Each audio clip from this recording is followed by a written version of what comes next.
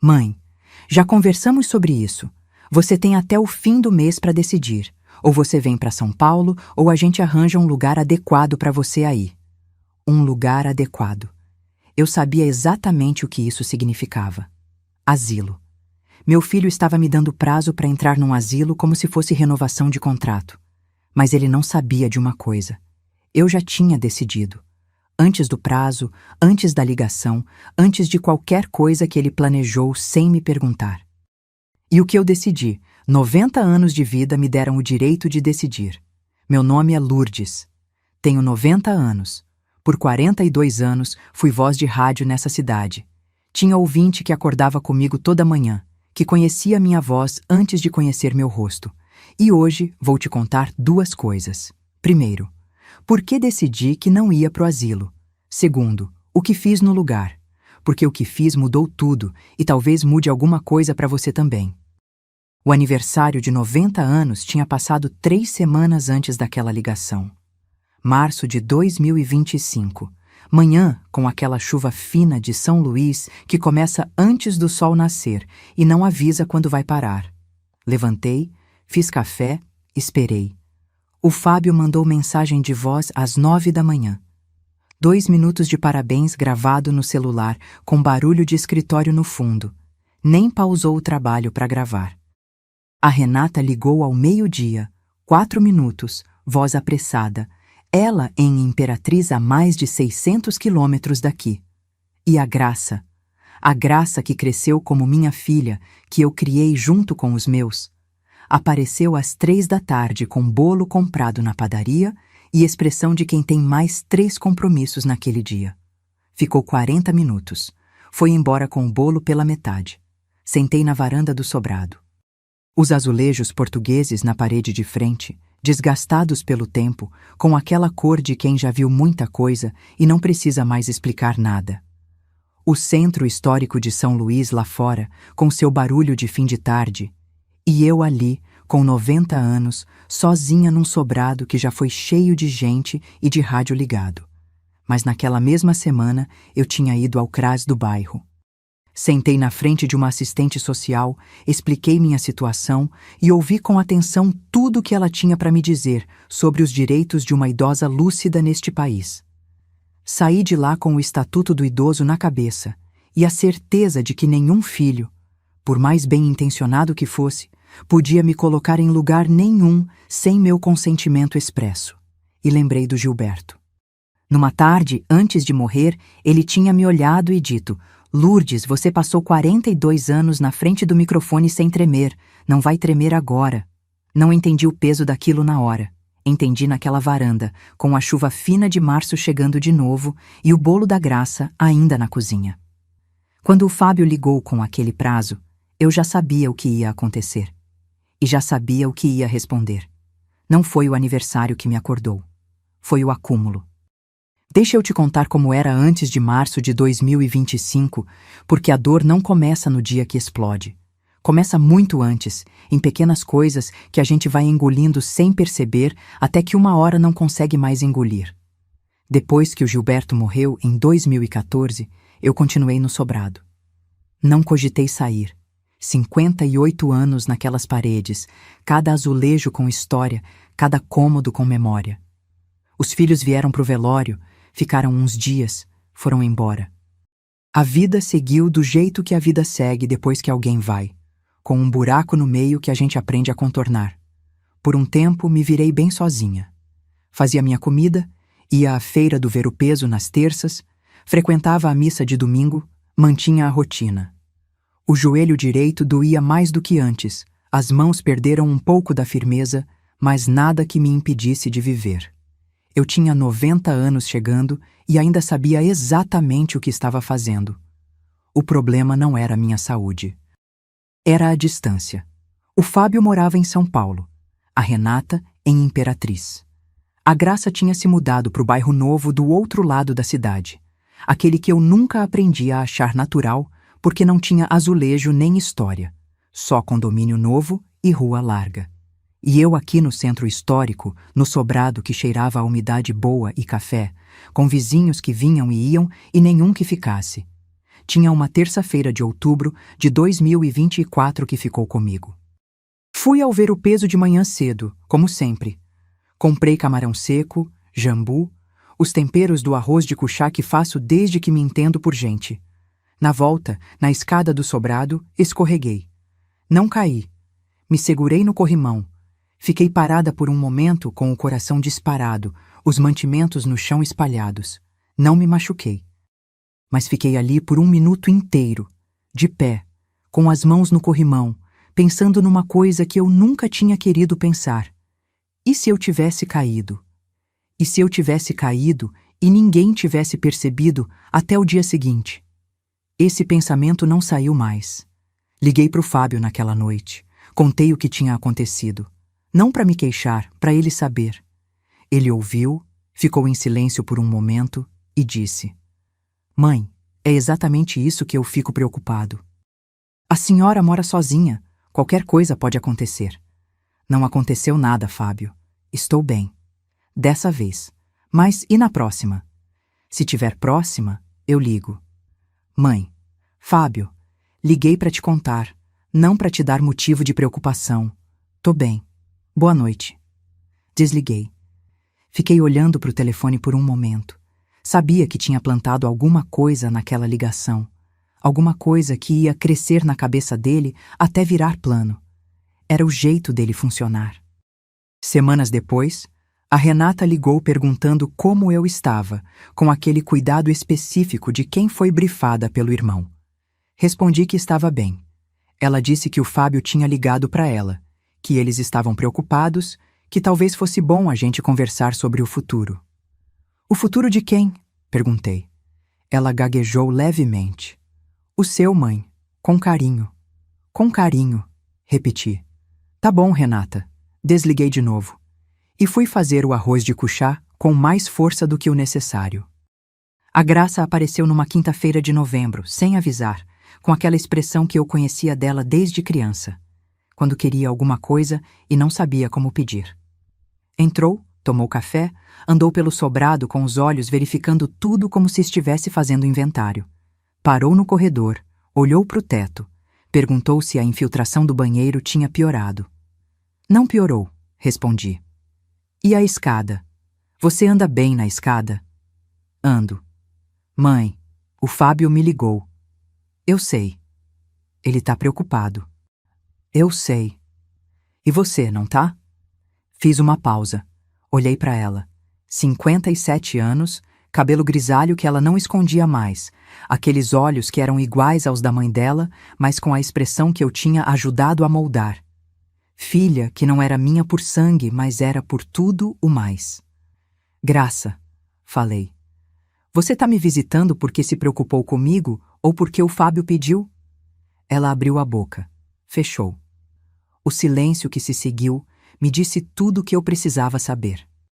Tô aqui pelos 2 motivos, ela disse por fim. Obrigada pela honestidade, respondi. Toma mais café. Tomamos café sem falar muito mais. Ela foi embora com aquela expressão de quem queria ter dito algo diferente e não soube. Fiquei na sala olhando para o azulejo da parede. Um padrão de flores azuis que o Gilberto tinha escolhido quando a gente reformou, nos anos 80, e pensei que tinha passado a vida inteira usando a voz para conectar pessoas, e agora as pessoas mais próximas de mim se comunicavam sobre mim sem me incluir. Tinha uma manhã de dezembro que ficou comigo de um jeito diferente. Fui ao médico de rotina. Saí cedo, peguei o ônibus que eu pegava há 30 anos, sentei na sala de espera com a pasta de exames no colo. Do meu lado, uma mulher de uns 65 anos, cabelo pintado de vermelho, que atendia o celular a cada 10 minutos com aquela voz de quem resolve tudo ao mesmo tempo. Na hora que ela desligou pela 4ª vez, olhou para mim e disse: Desculpa o barulho. Não tem problema, respondi. Minha mãe tá internada no 3º andar. Fico ligando para ver como ela tá. Quantos anos ela tem? 86. E tá bem? Tá bem. Mas não quer ficar. Fica pedindo para ir embora toda hora. Ela suspirou. A gente não sabe o que fazer. Fiquei quieta por um momento. Então perguntei. Ela disse o que quer. A mulher me olhou. Disse: Mas a gente não pode deixar ela sozinha, a situação dela não permite. Ela disse o que quer. Repeti suave. Isso importa. A mulher ficou me olhando com uma expressão que eu não soube classificar. Surpresa, desconforto, talvez reconhecimento. Chamaram meu nome antes que ela respondesse. Entrei no consultório, mas aquela conversa ficou comigo o dia inteiro. Voltei de ônibus, janela aberta, o calor úmido de dezembro em São Luís entrando sem pedir licença. E pensei, existe uma versão de mim naquele terceiro andar pedindo para ir embora toda hora, se eu deixar. Se eu não fizer nada. Se eu ficar esperando que os outros decidam por mim, como se eu não tivesse passado 90 anos acumulando exatamente o juízo necessário para decidir por mim mesma. Desci do ônibus na minha parada. Subi a escada do sobrado devagar, com cuidado, segurando no corrimão não de medo, mas de respeito ao próprio corpo. Entrei. Fiz café, sentei e comecei a pensar no que ia fazer. Foi em janeiro de 2025 que fui ao CRAS. Marquei hora, fui sozinha, sentei na frente da assistente social, uma moça de uns 30 anos, séria e atenta, e disse exatamente o que precisava saber. Ela explicou o Estatuto do Idoso, artigo por artigo, o que meus filhos podiam e não podiam fazer sem meu consentimento, o que era internação voluntária e o que era compulsória, e quais as condições legais para cada uma. Ouvi tudo. Fiz perguntas. Anotei o que precisava anotar. Saí de lá com uma clareza que não tinha entrado. E em fevereiro, quando o Fábio ligou com o prazo, ou você vem para São Paulo ou a gente arranja um lugar adequado. Eu estava pronta. Não com raiva, com 90 anos de vida e o Estatuto do Idoso na cabeça. Fábio, falei quando ele terminou. Vem a São Luís, precisamos conversar pessoalmente. Mãe, eu falei que... Fábio, vem a São Luís. Silêncio. Quando? Quando puder. Mas vem. Desliguei. Fui até a janela. O centro histórico lá fora, os azulejos dos sobrados em frente pegando a luz de fim de tarde, aquela luz dourada específica de São Luís que eu nunca vi em nenhum outro lugar. 90 anos. E ainda tanto que precisava ser dito. O Fábio chegou numa sexta-feira de abril com a Carla. Não me avisou que ia trazer a mulher. Apareceu com ela na porta do sobrado com aquele ar de quem organizou tudo com antecedência e está confiante no plano. A Carla era uma mulher bem arrumada, cabelo curto, sorriso preparado. Trouxe frutas numa cestinha como se fosse visita de domingo. Entrei em casa. Fiz café. Deixei eles se instalarem na sala. Sentamos. A Carla ficou arrumando a cestinha de frutas na mesa com um cuidado que me disse que ela tinha ensaiado essa visita. O Fábio ficou me olhando com aquela expressão de filho que veio resolver alguma coisa e quer que isso pareça natural. Mãe, a gente veio porque te ama. Ele começou. Eu sei, Fábio. E por que a situação precisa de uma solução? Qual situação? Ele fez uma pausa. Você morando sozinha, com 90 anos, nessa escada. Subo e desço essa escada há 58 anos. Mãe, Fábio, fala o que você veio falar. Ele respirou fundo. A Carla colocou a mão no braço dele, gesto de apoio que eu notei e guardei. Queremos que você venha morar com a gente, em São Paulo. Tem um quarto ótimo, os netos adoram. Você ia ficar perto da família. Por quanto tempo? Como assim? Por quanto tempo você está me convidando? É para sempre? É temporário? É para ver se funciona? Ele trocou um olhar com a Carla. Para começar, para ver como fica. Para ver como fica. Repeti. Tá bom, Fábio. Eu vou. Os dois me olharam surpresos. Não era o que esperavam. Esperavam resistência, negociação, a mãe teimosa que eles tinham preparado argumento para convencer. Vou, repeti. Mas você precisa saber de uma coisa antes. O quê? Que eu vou de olho aberto, vou prestar atenção em tudo, e se não funcionar, volto. O Fábio assentiu com aquele alívio de quem acabou de fechar um contrato difícil. A Carla sorriu com a cestinha de frutas no colo. Eu tomei meu café e pensei, eles acharam que venceram. Não entenderam que eu estava indo para aprender alguma coisa. E lembrei. O Gilberto tinha morrido numa segunda-feira de agosto de 2014, às 2 da tarde, de derrame, no hospital. Rápido demais. Eu estava no corredor assinando um papel quando a enfermeira veio me chamar. Nos meses que se seguiram, o Fábio tinha aparecido mais. A Renata tinha ficado próxima por um tempo. A Graça tinha dormido no sobrado nas primeiras semanas. Mas o luto passou e a presença foi diminuindo, visita por visita, até virar o que era agora, ligação de 2 minutos e cestinha de frutas quando o problema ficou grande demais para ignorar. Eu sabia que o Fábio me amava. Isso nunca foi a questão. A questão era outra, e eu só ia entender qual era vivendo por dentro do que ele estava me oferecendo.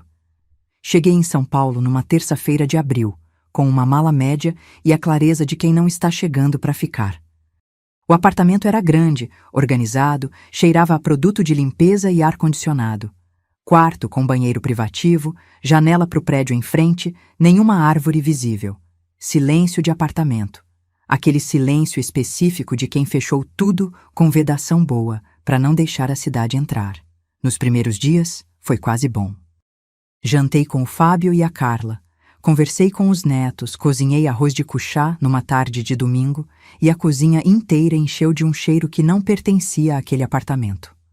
O neto mais novo, 16 anos, ficou na cozinha me vendo temperar e perguntou o que era jambu.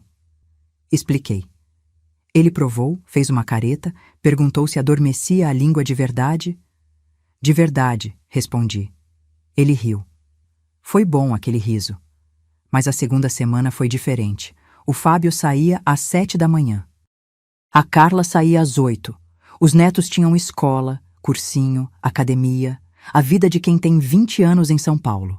Às 9 da manhã, eu estava sozinha num apartamento de 90 metros quadrados, num bairro que eu não conhecia, com a janela fechada para o prédio em frente e o silêncio de vedação boa.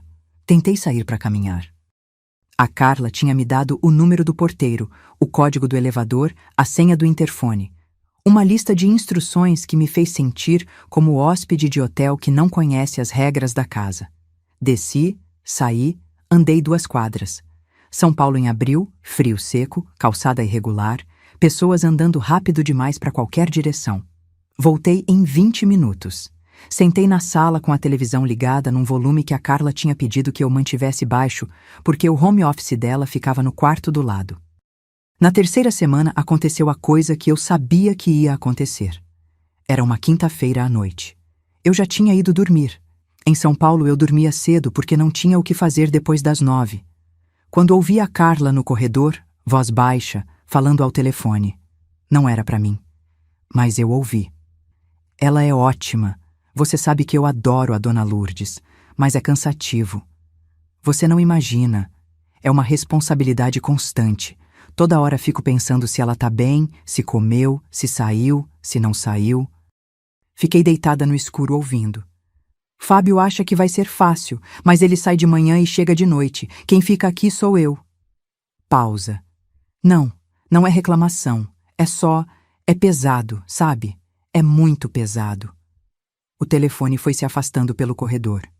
Fiquei olhando para o teto do quarto. Liso, branco, sem infiltração, sem história, sem azulejo. Não foi raiva o que senti. Foi reconhecimento. Eu tinha me tornado exatamente o que não queria ser. Uma responsabilidade pesada dentro da casa de alguém. E o pior, a Carla me amava de verdade. Não era maldade.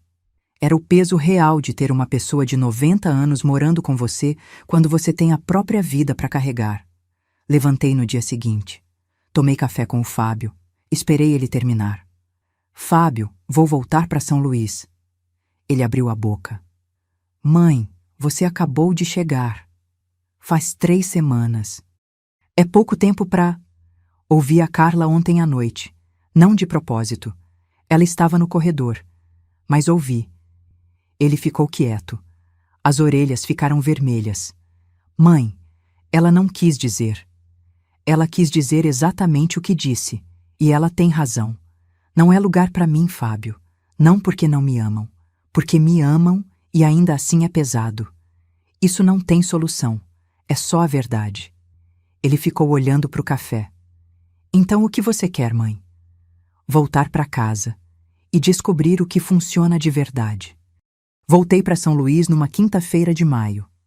O táxi parou na frente do sobrado, eu subi a escada. Devagar, com cuidado, segurando no corrimão.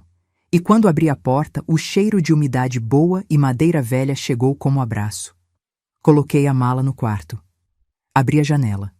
O centro histórico lá fora. Os azulejos na parede de frente. A luz de fim de tarde em São Luís que não existe em lugar nenhum do mundo. Estava em casa. Mas o problema ainda estava lá. O Fábio, de São Paulo, começou a pesquisar cuidadoras. Mandou lista por mensagem.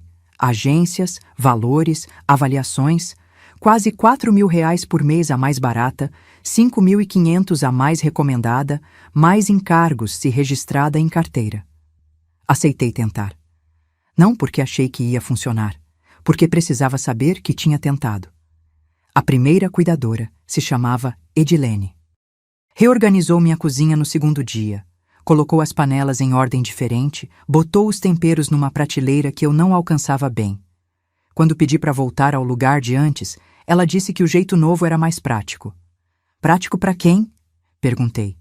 Ela me olhou sem responder. Edilene foi embora após 6 semanas, dizendo que tinha conseguido emprego melhor. A segunda cuidadora durou 1 mês. A terceira durou 3 semanas e sumiu numa segunda-feira sem avisar. Simplesmente não apareceu, não atendeu o telefone, não deu explicação. 3 meses. Quase R$ 40.000 das economias que eu e o Gilberto levamos décadas acumulando. E eu ainda sozinha na minha cozinha com as panelas nos lugares errados. O Fábio ligou depois da terceira. Mãe, a Renata estava conversando sobre uma opção. Asilo, disse, antes que ele terminasse. Silêncio. É uma instituição de qualidade, mãe. A Renata foi visitar pessoalmente. Eu vou ver, falei. Mas você precisa saber que estou vendo, não decidindo. Se você chegou até aqui, é porque essa história tocou em algo real. Porque você conhece esse medo. Ou conhece alguém que vive com ele. Deixa um like para que mais pessoas vejam que ainda é possível envelhecer com dignidade. Se inscreve no canal para não perder nenhuma história assim. E clica em Hyper. É o botão que aparece aqui na tela, não custa nada para você e ajuda muito o canal a continuar existindo. Me conta nos comentários, você já passou por algo parecido, com você ou com alguém que você ama? Escreve aí embaixo e prepara o coração, porque o que vem agora vai te surpreender. A instituição ficava no bairro do Anil, nome bonito para um lugar que me fez pensar em azul, mas que por dentro era bege. Bege nas paredes. Bege nos corredores, bege nas expressões das pessoas que me receberam com sorriso de catálogo e formulário na mão. Fui sozinha. O Fábio queria me acompanhar. Eu disse que não precisava, que eu mesma queria ver. Peguei táxi, cheguei às 10 da manhã, fiz o tour com a coordenadora, mulher de uns 40 anos, eficiente, que conhecia cada sala pelo nome, mas nenhum morador pelo apelido. O quarto era limpo. A cama era firme. Tinha televisão com controle remoto grande para facilitar para quem tem dificuldade de vista. Havia um pátio com plantas e cadeiras de plástico onde os moradores podiam sentar durante determinados horários. Determinados horários, repeti. É por questão de segurança e organização, ela explicou. Das 8 às 10 da manhã e das 3 às 5 da tarde. Olhei para o pátio. Tinha uma mulher sentada numa das cadeiras, olhando para nada específico, com aquela expressão de quem está esperando que alguma coisa aconteça e já aprendeu que não vai acontecer. Fiquei 3 semanas. Não vou te contar cada dia porque seria repetição do mesmo. E a repetição era exatamente o problema. Café às 7h30. Caminhada supervisionada às 8. Atividade às 9. Almoço ao meio-dia em ponto. Descanso. Lanche. Pátio das 3 às 5. Jantar. Televisão no salão comum, com volume que agradasse a maioria. Na segunda semana, numa noite de terça, não consegui dormir. Levantei, fui até a janela do quarto, olhei para o lado de fora. O céu de São Luís em julho, seco e cheio de estrela, daquele jeito que o céu fica quando a chuva vai embora e o ar limpa. Queria ir até o pátio, só ficar lá fora por uns 20 minutos ouvindo o silêncio com estrela. Fui até a porta do corredor. Tinha uma funcionária de plantão. Dona Lourdes, o pátio só abre às 8. São 11 da noite. Só quero tomar ar.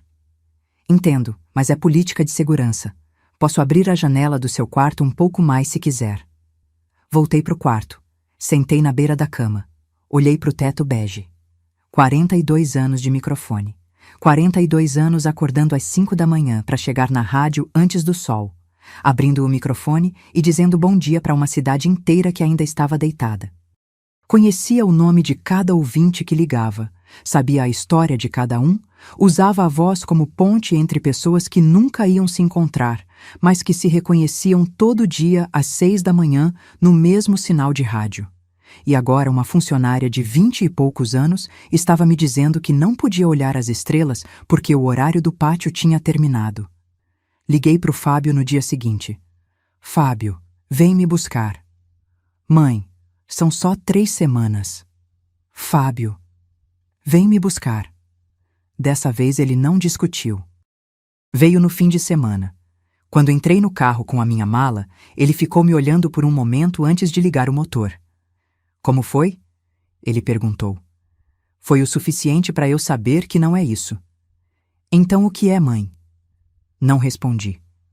Olhei pela janela do carro enquanto o bairro do Anil ia ficando para trás e os azulejos do centro histórico iam aparecendo aos poucos, como quem volta de viagem e reconhece cada detalhe da própria casa. Não sei ainda, falei. Mas vou descobrir. Voltei para o sobrado numa tarde de agosto. Subi a escada devagar. Abri a porta. O cheiro de madeira e umidade boa. A janela com a vista para os azulejos. O silêncio que era meu. Não o silêncio de apartamento vedado. Não o silêncio de quarto bege. Mas o silêncio de lugar que conhece você pelo nome. O Fábio ficou na sala por um tempo, andando de um lado para o outro com aquela expressão de quem tem problema sem solução. Mãe, eu não sei o que fazer. Eu sei, respondi.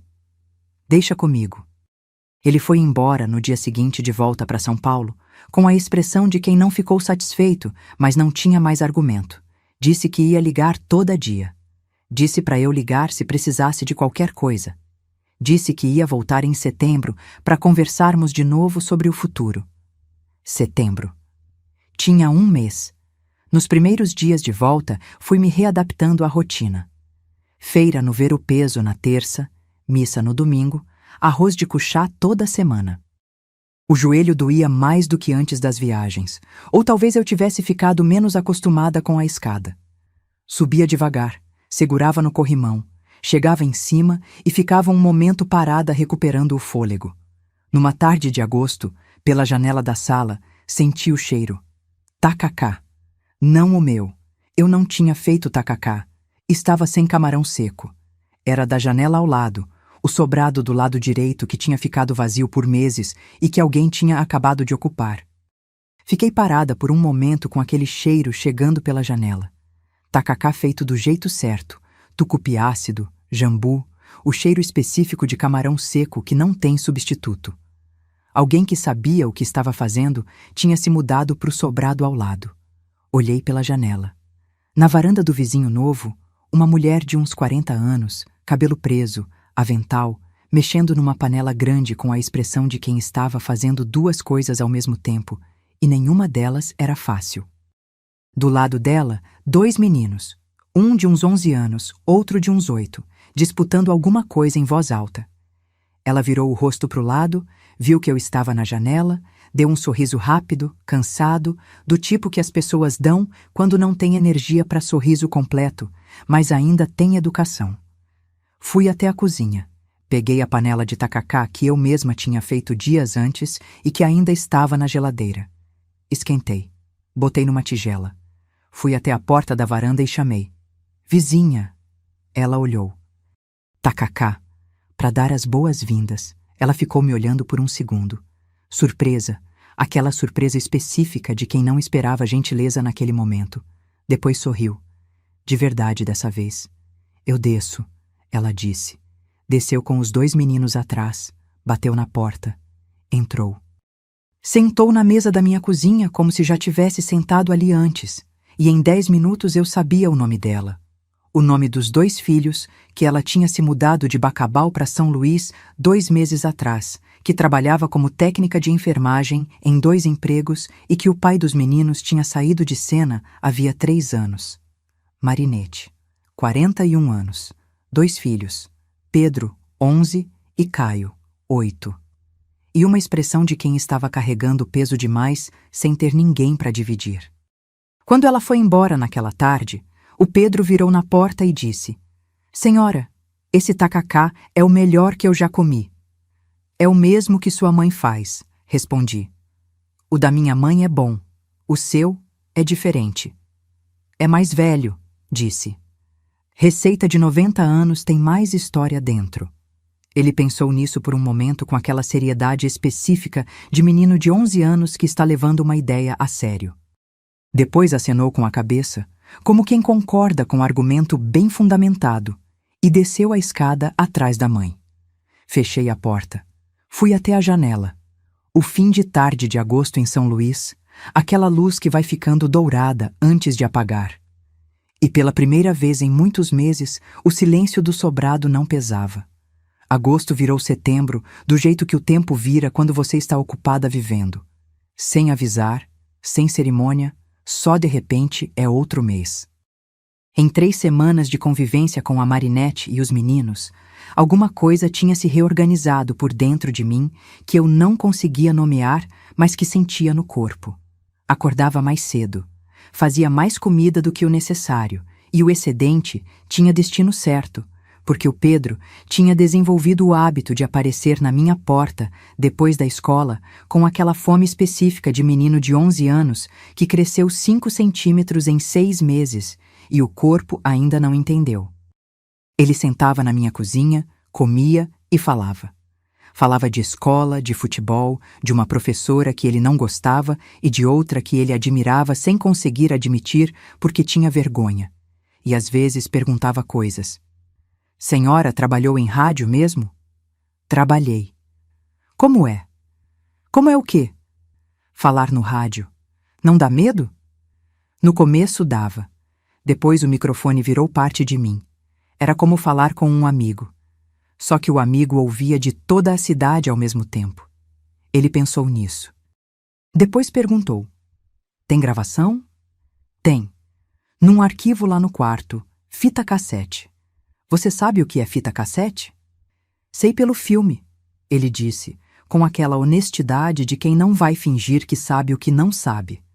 Fui buscar a caixinha de fitas que eu guardava desde os anos 80. Tinha um gravador antigo que o Gilberto tinha comprado e que ainda funcionava. Pilha nova. E funcionava. Coloquei uma fita. Dei play. A voz saiu. Minha voz de 40 anos atrás. Mais grave, mais cheia, mas inconfundivelmente minha.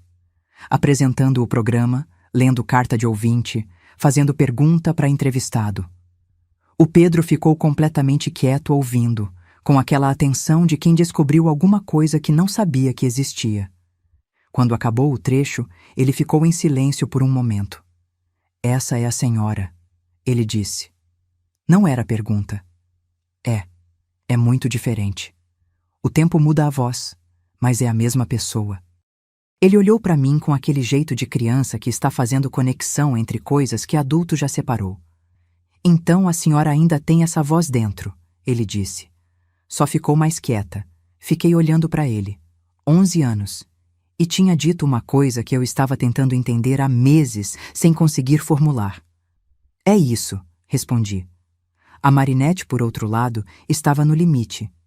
Eu via nas olheiras, via na forma como ela subia a escada do sobrado dela às 8 da noite depois do segundo emprego, via no jeito que ela media as palavras quando estava cansada demais para escolher as certas. Numa tarde eu propus. Marinette, você precisa que alguém busque o Pedro na escola às 3? Ela me olhou. A senhora não precisa... Não perguntei se eu precisava. Perguntei se você precisa. Ela ficou quieta por um momento. Preciso, ela disse por fim. Então tá resolvido. Comecei a buscar o Pedro às 3 da tarde. Eram 6 quarteirões da escola ao sobrado. Ele andava rápido demais, eu no meu ritmo, e ele aprendeu a andar no meu ritmo sem que eu pedisse. A gente conversava no caminho. Ele contava o dia. Eu contava alguma história do rádio. Às vezes ele fazia pergunta, às vezes ficava em silêncio, processando alguma coisa que eu tinha dito com aquela seriedade de 11 anos, que era a coisa mais séria que eu conhecia. E a Marinette, quando podia, retribuía. Trazia marmita nas noites que eu estava mais cansada, me acompanhou ao médico uma vez, sem que eu pedisse. Apareceu na porta de manhã com o casaco e disse que ia comigo porque tinha horário vago. Seu vizinho, que morava no andar de cima do sobrado dela e que ela chamava de Seu Raimundo, tinha consertado o corrimão da minha escada que estava solto há meses. Era diferente de tudo que eu tinha tentado antes. Com o Fábio, eu era uma responsabilidade. Com as cuidadoras, era uma cliente. Na instituição, era uma burocracia. Com a Marinette e o Pedro, eu era uma pessoa, com o que eu tinha para dar e com o que eu precisava receber, em medidas que iam se ajustando naturalmente sem que ninguém precisasse fazer planilha. Numa manhã de começo de setembro, enquanto eu esperava o Pedro na saída da escola, o telefone vibrou. Fábio. Mãe, vou aí no fim de semana. Precisamos conversar sobre o que vem depois.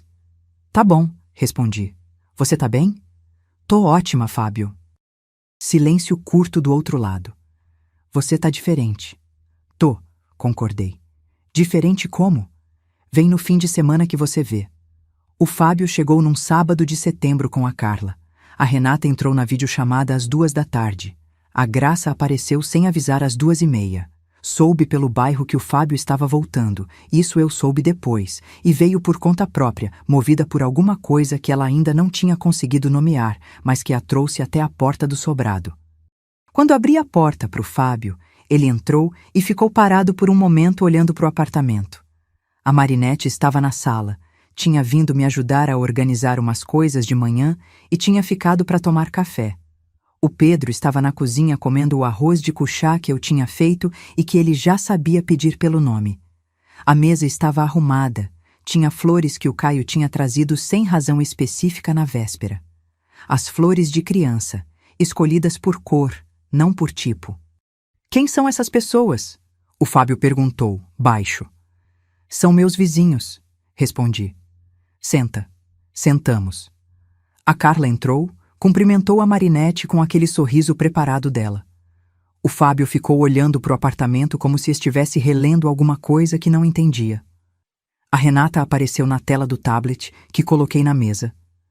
Mãe, que bom te ver. Você parece bem. Estou, respondi. Quem é aquela moça atrás de você? Marinette, minha vizinha. Pausa. A Graça chegou, abri a porta.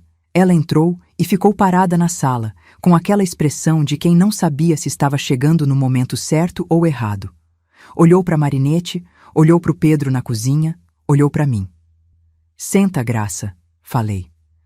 Tô feliz que você veio, começou o Fábio. Com voz de planilha, organizado, bem preparado, eu conhecia aquela voz há 64 anos.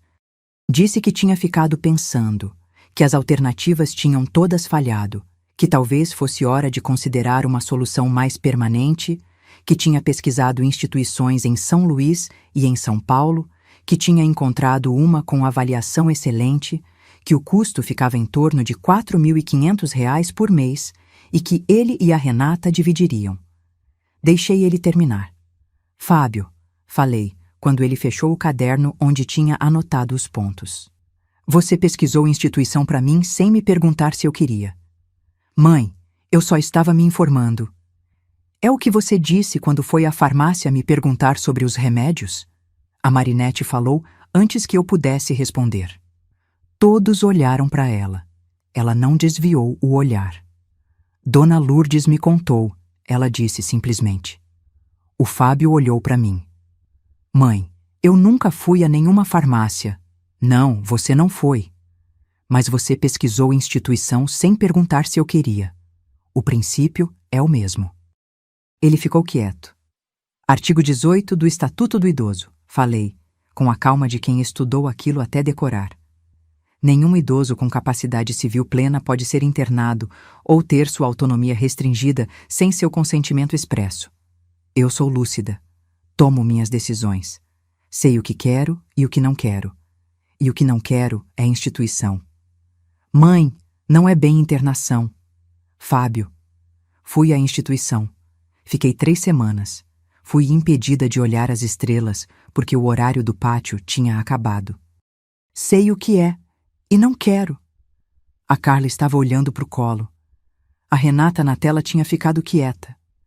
A Graça estava olhando para mim com aquela expressão que eu tinha visto nela quando criança, quando eu dizia alguma coisa que ela precisava ouvir e que ela sabia que era verdade. Então o que você quer, mãe? O Fábio perguntou. A voz tinha mudado.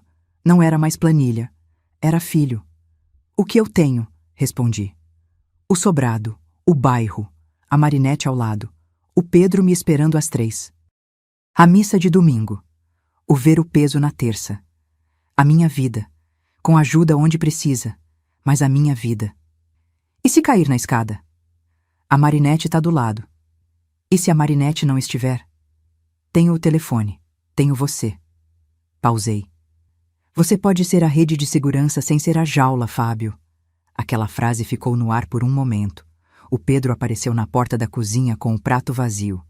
Dona Lourdes, tem mais arroz de cuchá? Todos olharam para ele. Ele olhou de volta sem entender a carga que estava na sala. Tem, respondi. Vai buscar. Ele voltou para a cozinha. O Fábio olhou para o caminho que ele tinha percorrido, olhou para Marinette, olhou para mim.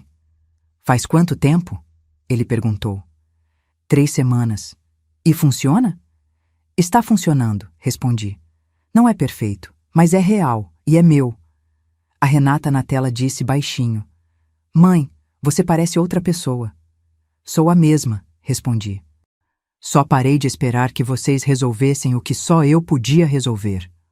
O Fábio ficou olhando para o caderno fechado na mão por um momento. Depois colocou na bolsa. Posso ligar toda semana? Ele perguntou. Pode. E quando vier a São Luís de verdade, não para resolver, para visitar, tem arroz de cuchá esperando. Ele quase sorriu, quase. A Graça tinha ficado quieta o tempo todo. Quando o Fábio e a Carla foram embora e a Renata desligou o tablet, ela continuou sentada. Marinette levou o Pedro embora, fechou a porta com cuidado. Eu e a Graça ficamos sozinhas na sala. Mãe, ela disse. Fala. Eu me afastei. Eu sei que me afastei. Não foi por falta de amor, foi por falta de coragem. Fica difícil vir aqui e pensar no que vai acontecer um dia, sabe? É mais fácil não pensar. Eu sei, respondi. Isso é covarde. É humano, corrigi. Covarde seria não vir hoje. Ela ficou olhando para mim. Os olhos marejaram, mas ela não deixou cair. Posso vir na quinta? Ela perguntou. Só para tomar café. Pode. A porta vai estar aberta. Antes de continuarmos, se você gosta de acompanhar as histórias da vovó, talvez goste de fazer parte do grupo de membros do canal. Os membros têm acesso às histórias guardadas da vovó, histórias exclusivas que não são publicadas para todos, recebem prioridade nas respostas dos comentários e têm seus nomes destacados na descrição dos vídeos. É uma forma de ficar ainda mais próximo da vovó e acompanhar conteúdos especiais que fazem parte apenas da área de membros. Clique em Seja Membro e venha fazer parte desse grupo especial. A Graça veio na quinta. Chegou às 10 da manhã com um pão de queijo que ela tinha feito. Não comprado, feito. Eu sei a diferença pelo cheiro. E aquela expressão de quem praticou alguma coisa no espelho antes de sair de casa. Entrou. Colocou o pão na mesa, sentou e ficou me olhando por um momento antes de falar. Eu trouxe uma coisa, ela disse. Tirou do bolso um celular velho, não o dela, outro, um que eu reconheci. Era da minha mãe, ela disse. Antes de ela morrer, Ela gravou uma mensagem para mim dizendo que se um dia eu precisasse de conselho, eu te procurasse, que você tinha a resposta para qualquer coisa. Fiquei olhando para o celular. Sua mãe disse isso? Disse. Eu nunca te mostrei porque achei que ia parecer que eu só vinha aqui quando precisava de alguma coisa. E agora? Agora eu vim antes de precisar, só para tomar café. Tomamos café. Comemos o pão de queijo. Ficamos na varanda por um tempo olhando para o centro histórico, os azulejos de frente com a luz da manhã, as pombas no telhado do sobrado vizinho, o barulho de São Luís acordando no ritmo que São Luís sempre acordou. Como você fez isso, mãe? A Graça perguntou, suave. Com 90 anos, depois de tudo, como você simplesmente reconstruiu? Fiquei quieta por um momento. Pensei no CRAS de janeiro, na escada de outubro, na cozinha da Carla que cheirava a produto de limpeza, no quarto bege da instituição, no céu de estrelas que eu não pude ver porque o horário do pátio tinha acabado, na tigela de tacacá que coloquei na janela sem saber que ia mudar alguma coisa. Parei de tentar resolver o problema errado, respondi. O problema não era onde eu ia morar. Era como eu ia viver. A Graça ficou me olhando. Algo no rosto dela assentou. Não resolveu tudo, não apagou os anos de afastamento, mas assentou. Como quando uma peça que estava fora do lugar volta para o encaixe e você sente o clique mesmo sem ver. A campainha tocou. Era o Pedro. Escola tinha terminado mais cedo naquele dia, uma quinta-feira de prova que ele tinha terminado rápido e que ele veio me contar antes de ir para casa. Entrou, viu a Graça, acenou com a cabeça com aquela formalidade de 11 anos que ainda não sabe como tratar adulto desconhecido. Esse é o Pedro, falei. O da escola? A Graça perguntou. O mesmo. Ele sentou, comeu o último pão de queijo sem ser convidado. Esse hábito ele tinha desenvolvido nas últimas semanas, e eu deixava porque era a prova mais clara de que ele se sentia em casa. Ficamos os três na varanda por um tempo. O Pedro contou a prova. A Graça ouviu com uma atenção que me pareceu genuíne. Ele perguntou para ela o que ela fazia. Ela disse que era contadora. Ele processou isso com seriedade.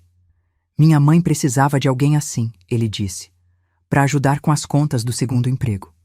A Graça olhou para mim. Eu olhei de volta sem dizer nada. Pode falar com ela, a Graça disse, pro Pedro. Se ela quiser, eu dou uma olhada. Ele acenou com aquela seriedade de quem fechou o negócio. Depois foi embora. Escada abaixo, barulho de pé de criança que não aprende a descer devagar. A Graça ficou olhando para o caminho que ele tinha ido. Família é quem aparece, ela disse, baixinho. Não para mim. Para ela mesma, processando. É, concordei. Ela foi embora mais tarde, com aquele abraço demorado que só acontece quando alguém decidiu que vai aparecer mais. Fechei a porta. Fui até a janela. O fim de tarde de setembro em São Luís, aquela luz que vai ficando dourada antes de apagar, os azulejos na parede de frente pegando a cor do céu. Fui à cozinha. Coloquei o tucupi para esquentar. Separei o jambu, o camarão seco, a goma, arroz de cuchá também. O Pedro ia aparecer para jantar, a Marinette tinha confirmado cedo. E talvez a Graça voltasse mais rápido do que ela mesma esperava. O Fábio não tinha ligado naquele dia. Ia ligar amanhã ou depois de amanhã. Ia ligar porque tinha dito que ia ligar toda semana. E o Fábio cumpria o que prometia, mesmo quando demorava para prometer. A Renata ia ligar no fim de semana. Eram os mesmos filhos de sempre, com as mesmas limitações, as mesmas distâncias, a mesma dificuldade de estar presente que eu tinha passado anos esperando que desaparece por conta própria. Mas eu não estava mais esperando. Mexi o tucupi na panela com aquele cheiro acre e forte que é o cheiro do Maranhão. Não tem outro igual, não tem substituto, não tem versão de São Paulo ou de qualquer outro lugar que chegue perto. Esse cheiro era meu. Essa cozinha era minha. Essa vida era minha. 90 anos. E ainda tanto para viver. Aprendi uma coisa com 90 anos que precisei de 90 anos para aprender. E que talvez você não precise esperar tanto. Quando os filhos começam a falar em solução, o que eles geralmente querem resolver não é o problema de verdade. querem resolver o desconforto que sentem em não poder estar presentes. Asilo, cuidadora, mudança. Às vezes, essas coisas são necessárias. Mas quando são impostas, sem pergunta, sem conversa, sem respeito pelo que a pessoa de 90 anos quer, elas resolvem o desconforto de quem decide, não o problema de quem vive. Ninguém precisa escolher entre independência total e dependência total. Existe um terceiro caminho, e esse caminho se chama comunidade. Não comunidade de cartão, não comunidade de visita de domingo por obrigação. Comunidade de troca real, de aparecer quando importa, de tacacá na janela sem cerimônia e de criança que come seu pão de queijo como se fosse da própria casa. Quem passou a vida cuidando dos outros ainda tem muito para dar. Só muda o que oferece, não a disposição de oferecer. E quando você para de esperar que as pessoas certas apareçam e começa a estar presente para quem está do lado, descobre que as pessoas certas estavam mais perto do que você imaginava. Tenho 90 anos. Não estou esperando morrer. Estou vivendo. Essa história acabou, mas tenho certeza que vai ficar com você. Se ela te tocou, deixa um like. Isso me ajuda a continuar trazendo histórias assim para você. E me conta, o que mais te marcou nessa história? Foi quando ela recusou a instituição? Foi o Pedro e a fita cassete? Foi a frase sobre rede de segurança e jaula? Escreve aí embaixo. Eu leio tudo. Tem muitas outras histórias de mulheres fortes esperando por você aqui. Se inscreve no canal e clica em Hyper para não perder a próxima.